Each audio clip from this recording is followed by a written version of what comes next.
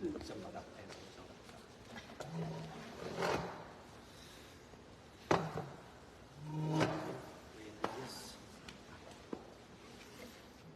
Panginoon, isang magandang umaga po sa buhay po ng bawat isa. Sadyang ang kabutihan ng Panginoon ay dapat nating alalahanin sa bawat araw. At ang morning devotion po na ito ay mula po sa lugar po ng Taiwan, DFC Taiwan, sa buong na Palakasara ni Isa Maredo.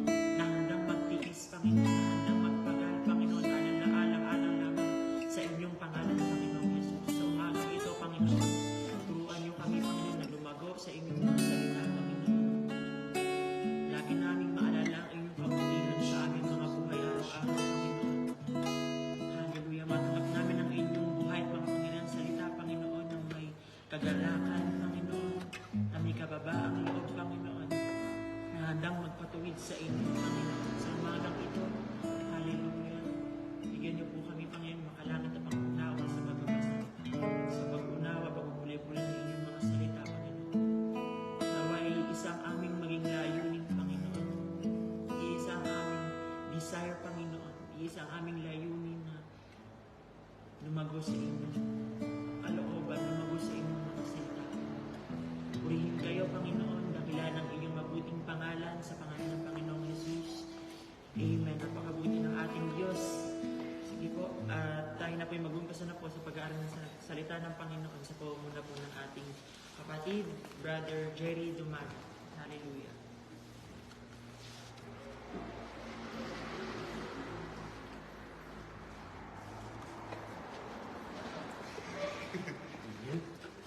Purihin po ang ating Panginoon Diyos sa mapagpala po, sa mapagpalang umaga po sa buhay ng bawat isa.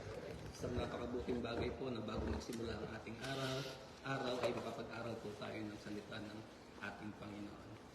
At bago po tayo tuluyang mag-aral ng salita ng ating Panginoon Diyos, tayo po muna ay manalangin. Aming Ama, aming Diyos, maraming salamat po Panginoon sa umagang ito. Maraming salamat po dahil ginising niyo kami sa tamang oras para makadalo sa inyong gawain.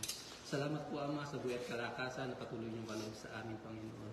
Sa umagang ito Panginoon, humingi po kami ng paglilinis Panginoon sa aming mga puso upang walang hadlang na matatanggap namin Panginoon ang mga aral na mahahayag sa umagang ito. Patuloy nga po kayo magpakahayag Panginoon sa umagang ito, kumilos po kayo upang maunawaan namin Panginoon ang inyong mga salita. Hindi po sapat ang nalalaman ng inyong lingkod Panginoon, ako po sa inyo lamang umaasa. Basbasan niyo po ang aking mga labi Panginoon upang kapahayag kayo lamang Panginoon ang aking mga salbi. Aming Santa Ama, pinupuri namin kayo pinapasalamatan sa pangalan ng aming Panginoong Jesus. Amen. Ang ating pong pag-aaralan sa umagang ito ay patungkol po sa pagkainggit. Paano ba natin ito mapagtatagumpayan? At ano ba yung mga masamang nadudulot ng inggit sa buhay ng isang tao? Sinasabi po ng mga tao na okay lang yung mainggit. Dahil kapag daw naiinggit ang isang tao, ay namomotivate sila para magsikap sa buhay, para ma-achieve nila yung mga bagay na gusto nila.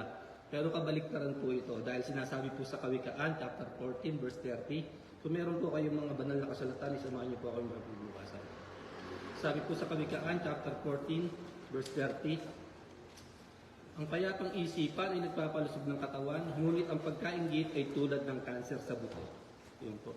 Isa po ang tiyak mga kapatid, na kapag ang tao ay naiinggit, ay wala pong kapayapaan ang kanyang isipan, ang kanyang puso. Ano po ba yung ibig sabihin ng inggit? Ang inggit ay pagkagalit sa kabutihan ng Diyos sa ibang tao, pero binabaliwala naman ang kabutihan ng Diyos sa Kanya. Pwede rin natin sabihin na ang inggit ay pagkapuot sa biyaya ng Diyos sa iba, pero binabaliwala naman yung kabutihan ng Diyos sa Kanya. Or pwede rin ganito. Ang inggit ay pagsasabi ng gusto ko yung bagay. Ang inggit ay pagsasabi na gusto ko kung anong meron ka, pero ayaw ko ang katotohanan na nasa iyo yan. Ganun po yung inggit. Ang inggit ay hindi po yan na nakikita sa panlabas. Kaya akala po natin ay hindi po ito big deal. Kagaya ng mga obvious na kasalanan, gaya ng pagpatay, pangangalunya, pagnanakaw. Pero isa po ang tiyak mga kapatid. Kapag po hinayaan natin na makapasok ang inggit sa ating buhay, ay para na rin po natin pinapasok si Satanas sa ating buhay. At pag wala po tayong ginawa, ay hahayaan na po natin na si Satanas yung mag-maniobra ng ating buhay. Imagine po natin mga kapatid yung isang kurtina na may maliit na apoy. Bago yung kurtina na maliit na apoy ay nakadugtong po yan sa isang carpet patungo sa kalan, paano po ba tayo magre-react? Sasabihin ba natin na okay lang yan, maliit lang naman yung apoy, hindi naman masusunod yung buhay, yung aking buong kabahayan. Di ba po hindi ganun ang gagawin natin?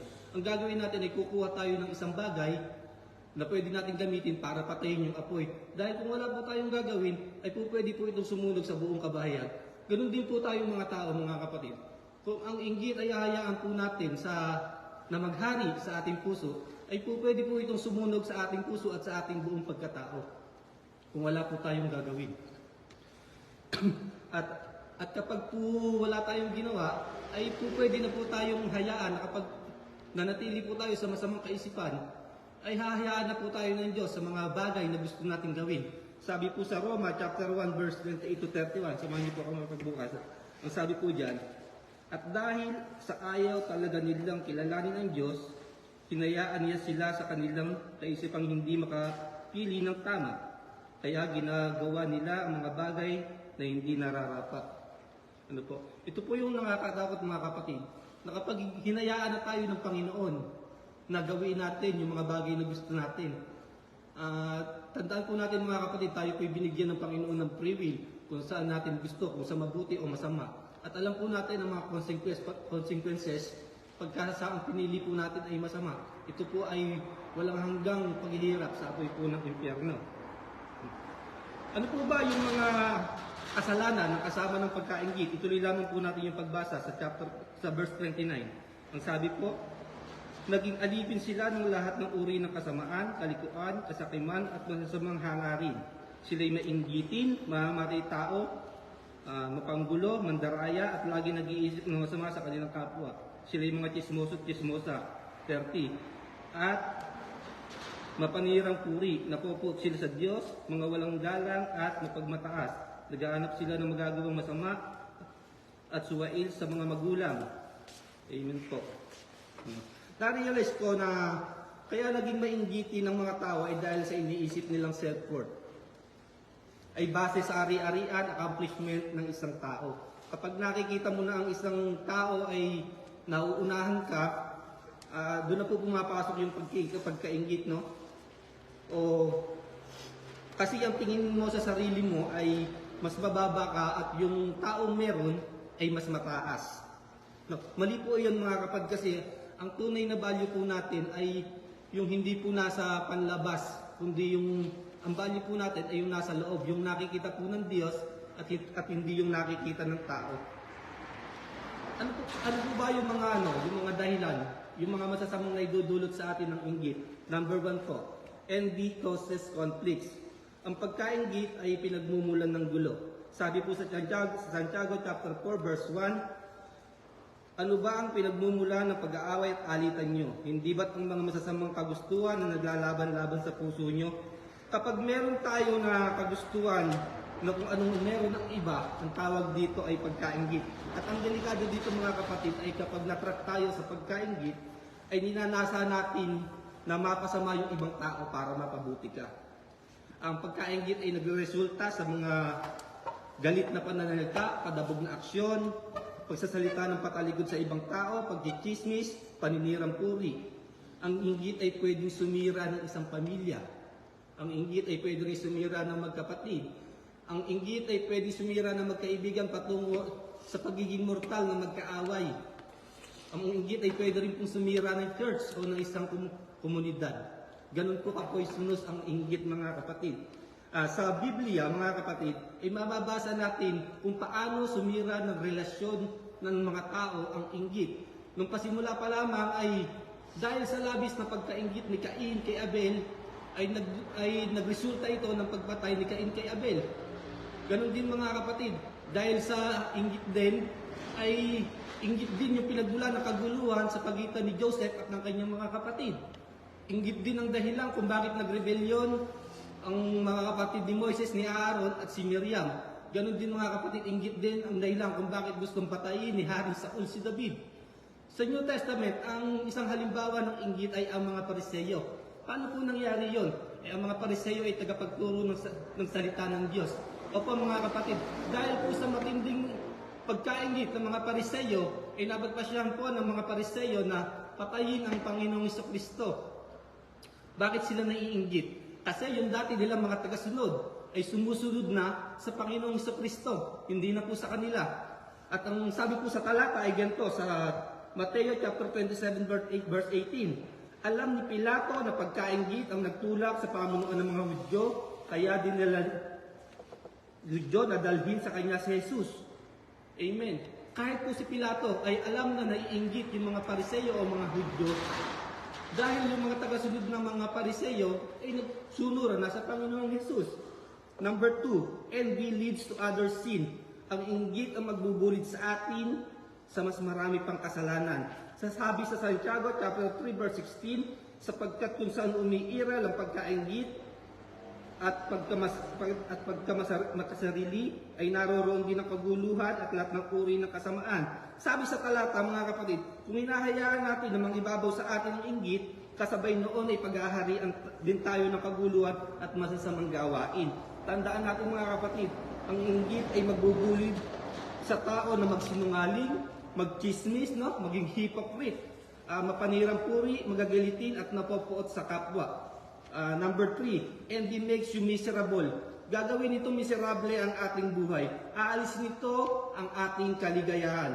No, balikan po natin yung ating text verse sa Kawikaan chapter 14 verse 30. Ang sabi, ang payapang isipan ay nagpapalusog ng katawan, ngunit ang pagkainggit ay tulad ng kanser sa buto. Ang kabaligtaran ng pagkainggit mga kapatid ay meron tayong kapayapaan sa puso na nagbibigay naman sa atin ng kalusugan o buhay na kasiyasiya.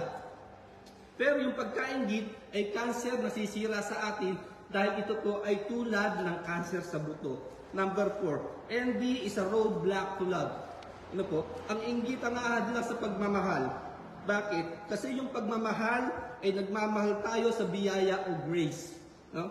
Kapag natanggap natin yung grace mula sa Diyos na nagmamahal sa atin, ay ganun din. Ibabalik din po natin itong pagmamahal na to sa ating kapwa na walang halong pagkainggit. Sabi sa 1 Corinto chapter 13 verse 4, ang taong may pag-ibig ay mapagtiis, mabait, hindi marunong mainggit, hindi hambog o mapagmataas. Ang pagkainggit ay na-realize ko mga kapatid na ang pagkainggit ay at pagmamahal ay hindi po pwedeng mangyari ng sabay. Kapag tayo ay nagmamahal sa isang tao, kabutihan ang nanaisin po natin dito. Pero kapag po tayo ay naiinggit, no? Pero pag po tayo ay naiinggit sa isang tao, magkakaroon po tayo ng hindi magandang pakiramdam sa tao na yun at hinahanap natin na mapahamak po iyon. No? Habang ginagawa ko po mga kapatid atong aking outline, ay hindi ko po naiwasan na hindi humingi ng tawad sa Panginoon. Dahil kahit po pala ako ay naglilingkod na sa Panginoon, ako po pala ay nakakaramdam pa rin ng inggit sa aking mga kaibigan, sa aking mga katrabaho. Sabi ko, ganito, bakit sila lagi na lang overtime? Bakit mas malaki yung sahod nila sa akin? Bakit, pare-parehas lang naman yung trabaho nila, namin. At ang sabi ko pa, life is not fair, sabi ko ganun. Pero alam niyo, napakabuti ng Panginoon. Dahil pinaisip niya sa akin mga kapatid na ibang tao nga pala ako at ibang tao sila. Iba yung pangangailangan nila, iba yung pangangailangan ko. Iba yung blessings ko at iba yung blessings nila. Kaya na-realize ko na hindi pala ako tunay na nagmamahal sa aking mga kapatid kung ako'y naiinggit sa kanila. Ano po? Na-realize ko na hindi ako nagmamahal nga po kung hindi po ako naiinggit, kung ako po'y naiinggit. Tandaan natin mga kapatid, ang pagkainggit at pagmamahal hindi po natin pwedeng ibigay na sabay sa isang tao. No? Sabi nga po doon sa ating binasa na sa 1 Corinto chapter 13 verse 4, ang tao mapagmahal ay hindi marunong mainggit. Kaya kung tayo ay naiinggit mga kapatid sa accomplishment ng ating mga kaibigan, ng ating kapwa, no, sa itsura, talent, personality, tandaan po natin kung naiinggit po tayo ay wala po doon yung tunay na pagmamahal. Kasi po kung tayo nagmamahal sa kanila ay wala po, ay hindi po dapat tayo naiinggit. No? Ngayon mga kapatid, na pag-aralan na banggit na po natin na pag-aralan kung ano po yung masamang dulot ng inggit, kung paano ba ito sumisira sa buhay ng tao. Ngayon naman mga kapatid, pag-aralan naman natin kung paano ito mapagtatagumpayan. Number 1, stop comparing. Ito napaka-importante po nito. Ganito po yung lagi sinasabi ng mga tao Bakit ako'y pango? Bakit sila ay matangos ang ilong? Bakit ako'y pandak? Bakit sila ay matangkad? No? Bakit sila malaki ang sweldo? Bakit ako'y maliit? Bakit kailangan ko pa magtrabaho para makapag-aral ako? Bakit sila hindi na? Bakit ipinanganak silang mayaman? No? Lagi sinasabi ng tao is, life is not fair. Sabing ganun. Pero ito po yung sinasabi sa 1 Corinto chapter 10 verse 12. Hindi namin ibinibilang o ikinukumpara ang aming sarili sa mga iba na mataas ang tingin sa sarili. Mga hangal sila. Dahil sinusukat nila at kinukumpara ang kanilang mga sarili. No, mga kapatid, ayon sa talata, ang pagkukumpara daw ng sarili o yung itsura, talento, trabaho ay kahangalan daw po. Yung po yung sinasabi sa talata. Mga kapatid, hindi natin dapat ikumpara yung ating sarili kasi mga kapatid, ang isang dahilan ay tayo po ay unique. Tayo po ay nilikha ng Panginoon na espesyal. Kung tayo po ay naniniwala mga kapatid na tayo nilikha ng Diyos ayon sa kanyang wangis, ay wala na po tayong dapat na baguhin pa sa ating mga sarili. Ano po? Napapansin ko mga kapatid na ang isang dahilan ng pagkaingit ng mga tao sa panahon ngayon is ang social media. Dahil po sa social media, kasi po ang social media is punong-puno po ng mga Photoshop na picture, yung mga nakapilter na picture. Kaya pag tuloy nakita ng ibang tao na yung kanilang mga hinahangaan ay maganda, matangos ang ilong, ay dumadating sa point na ipapabago nila yung kanilang sarili. For example, yung ilong ay ipaparitoke. Pagka ganun mga way, mga kapatid, ay hindi na natin na papahalagahan yung binigay na yung pinagkaloob ng Panginoon sa atin. At para rin natin sinasabi na kapag ibinabago natin ang ating sarili, ay parang sinasabi natin na mali yung pagkakadisenyo sa atin ng Panginoon. Kaya po sinasabi ko na huwag po natin ikumpara yung ating mga sarili. Sabi po sa Salmo chapter 39, 139 verse 14, pinupuri ko kayo dahil kahanga-hanga ang pagkakalikha nyo sa akin. Nalalaman ko na inyong gawa ay kahanga-hanga. Ano po? Sinasabi po dito, nakahanga-hanga yung pagkakagawa ng Panginoon sa atin. No? Kaya wala pong dapat na baguhin. Kasi ang tao ganito Lagi nilang sinasabi, life is not fair, hindi patas ang buhay. Hindi po. Kasi mga kapatid, yung pong takbuhin ng ibang tao ay hindi po nakadesign para takbuhin natin. At yun namang takbuhin mo ay hindi rin nakadesign ay para takbuhin ng ibang tao. Ganun po yun. Kasi para lamang po sa iyo yun At ang pagdanais mga kapatid ng mga bagay na wala tayo, ay wala pong katapusan. Tinitiyak po yan sa inyo. Kasi meron po talagang bagay na hindi nakalaan para sa atin. Po, amen?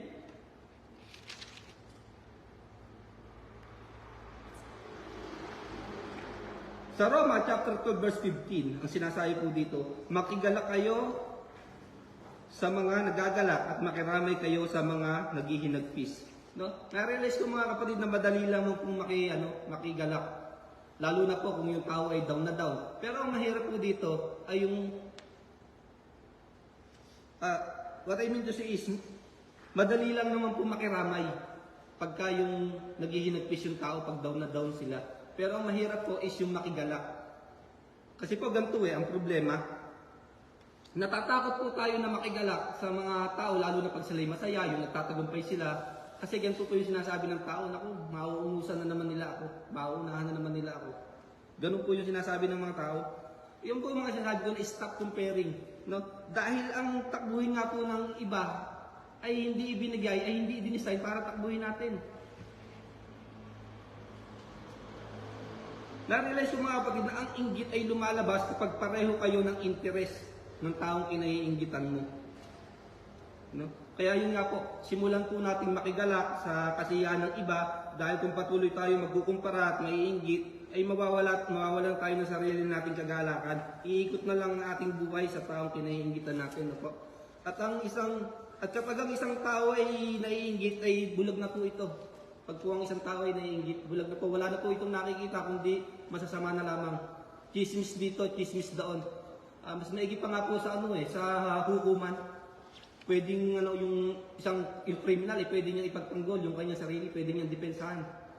Innocent until proven guilty. Pero pag yung tao ay naiinggit, ay katakot-takot na po na panghusga ang nagagawa ng isang taong naiinggitin sa kanyang kapwa.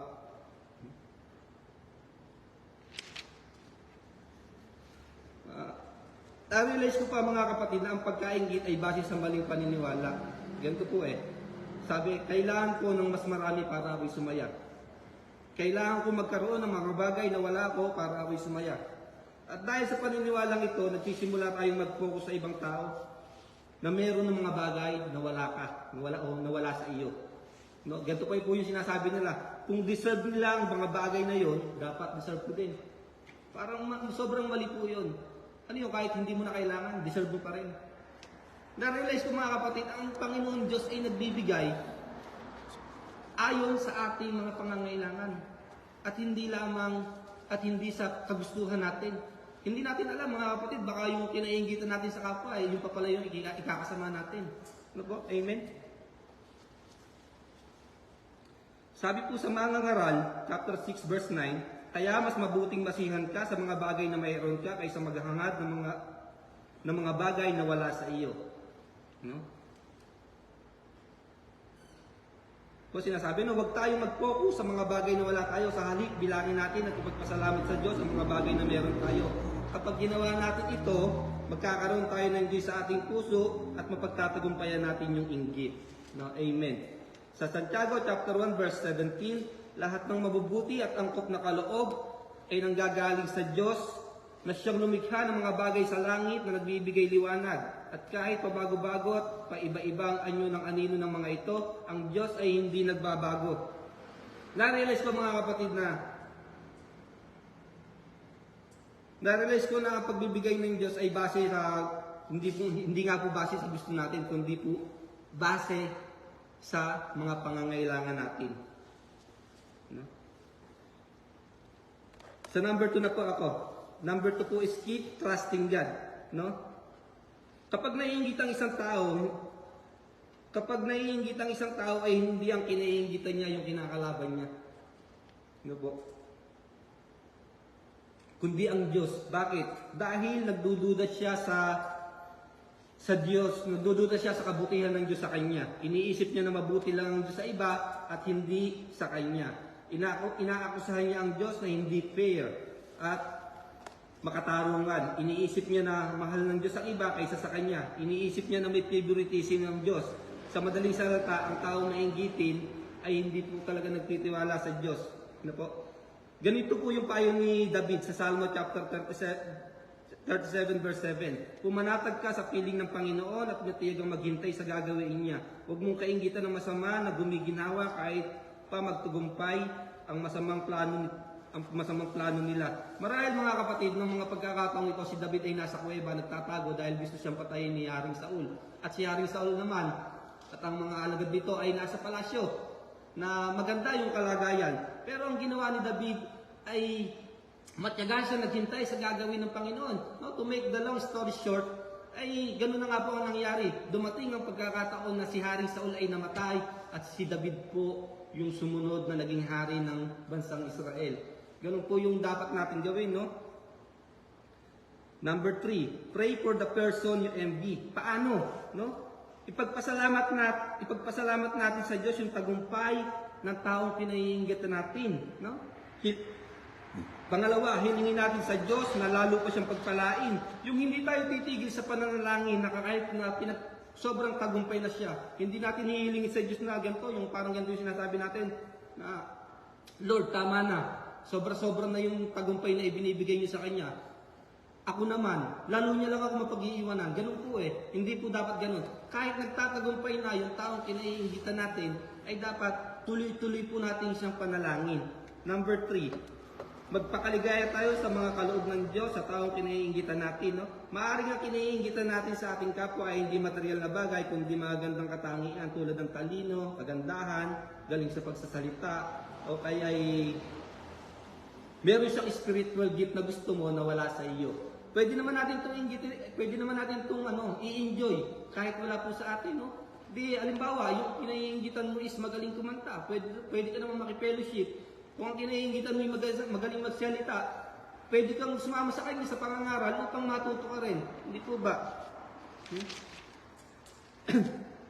Mga kapatid, alam nyo, lahat ng pinag-usapan natin dito, kung paano ito mapagtatagumpayan, ay hindi natin ito magagawa sa sarili lamang natin. Magagawa lamang po natin ito dahil sa pamamagitan po ng Panginoon Diyos, dahil ang Panginoon Diyos lamang naman po talaga ang makapagbabago sa atin. Sabi po sa Efeso chapter 2 verse 10, nilikha tayo ng Diyos at sa pakikipag-isa natin kay Kristo Jesus, binigyan niya tayo ng bagong buhay para gumawa tayo ng kabutihan na noong pa itinalaga na ng Diyos na gawin natin. Ayon sa talata mga kapatid, kung nakipag-isa na tayo sa Panginoon Jesus, ay bibigyan niya tayo ng bagong buhay. Paano? Aminin po natin yung ating mga kasalanan, no? Pagsisihan po natin. Ano? Ilagay natin yung ating pananampalataya sa Kanya na siya yung nagbayad sa ating mga kasalanan. No?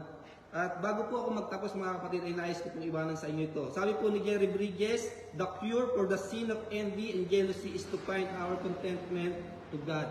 Ano po? Sikapin natin na lumago yung relasyon natin sa Diyos, no?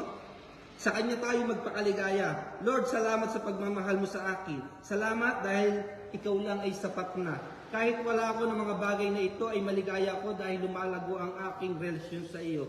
Mas nagiging intimate ako sa iyo. Mas lumalago ang pagmamahal ko sa iyo. At mas nararanasan ko ang kapangyarihan mo sa buhay ko. Lord, ikaw lang ay priceless na. Salamat dahil ikaw ang security ko, kaya hindi ako dapat ma-insecure. Mga kapatid, kapag po ginawa natin ito, ay tiyak, hindi po mananaig po yung inggit sa atin. No? Magkakaroon po tayo ng kakontentuhan sa Panginoon kung ano po yung pinagkakaloob niya. Purihin po ang Diyos at mapagpalang umaga po sa lahat. Bago po tayo magtapos, tayo po manalangin. Aming Ama, aming Diyos, maraming salamat po sa umaga nito. Salamat po Panginoon sa inyong mensahe, Panginoon, na patuloy na nagpapaalala sa amin na wag po kaming mainggit. Bagkus, magkontento kami, Panginoon, sa mga bagay na pinagkakaloob niyo sa amin. Tunay naman po, Ama, na kailanman ay hindi niyo po kami pinababayaan. Kayo po yung nagbibigay sa amin ng mga kaloob na nararapat sa amin. Tunay po kayong mabuti, Panginoon, hindi po kayo nagbabago. Maraming salamat po, Panginoon, dahil sa kasapatan ninyo sa aming mga buhay. Ama, hindi ko man po naipahayag na maayos ang inyong aral sa umagang ito. Ay kayo po yung higit na magpaunawa sa aking mga kapatid ng nais na imensahe, Panginoon. Hallelujah. Wala po kayo patulad sa kabutihan, sa kadakilaan. Abutin niyo, Panginoon, ang aking mga kapatid na naririto. Gayon din, Panginoon, ang aking mga kapatid na nanonood po online.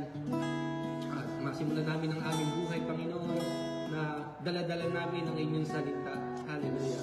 Salamat po, Ama. Pinupuri namin kayo, pinapasalamatan sa pangalan ng aming Panginoong Jesus. Amen and amen. Purihin po ang Diyos. To God be all the glory.